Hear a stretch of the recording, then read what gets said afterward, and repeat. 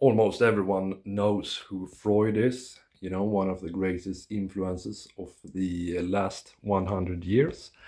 And almost everyone who has, delved in psychology knows who Jung is. But there is one man who is extremely underrated and who came up with not only the inferiority complex, but also the whole idea of that people are meant to become socialized citizens and take part in a community.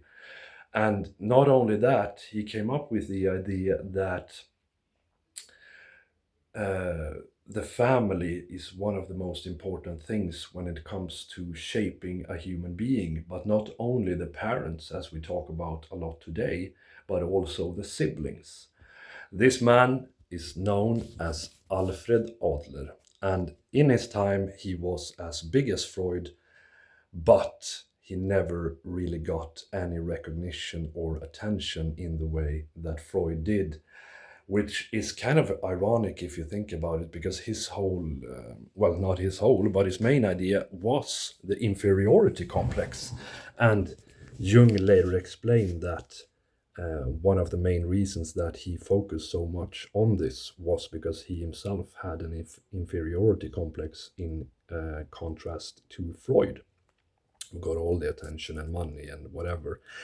But Jung also said, and I quote Jung because he's a very smart guy, he said that Adler's inferiority complex might just be one of the, or the perhaps main driver of, the human experience, which is very big praise. And basically, what the inferiority complex is a combination of strive for power, recognition, and upwards and forwards momentum in life. So the journey towards greater things, but also, and this is sort of one of the things that I actually disagree with the old ones, is that it is need based, that you try to correct deficiencies.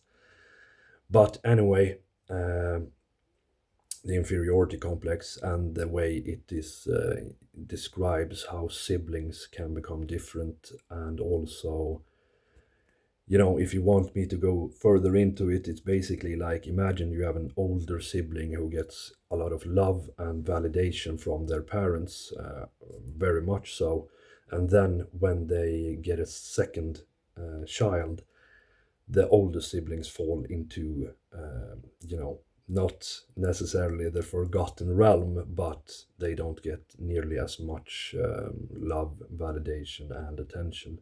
And then they spend basically the rest of their life trying to compensate and reach those original levels of love and admiration, something that they never can. And even if they do get that from other people, doesn't matter, because those other people are not their parents.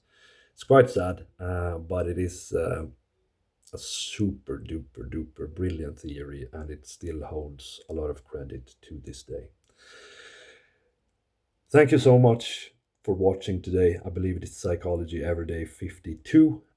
Have a great day, everyone, and like and subscribe this video for more psychology.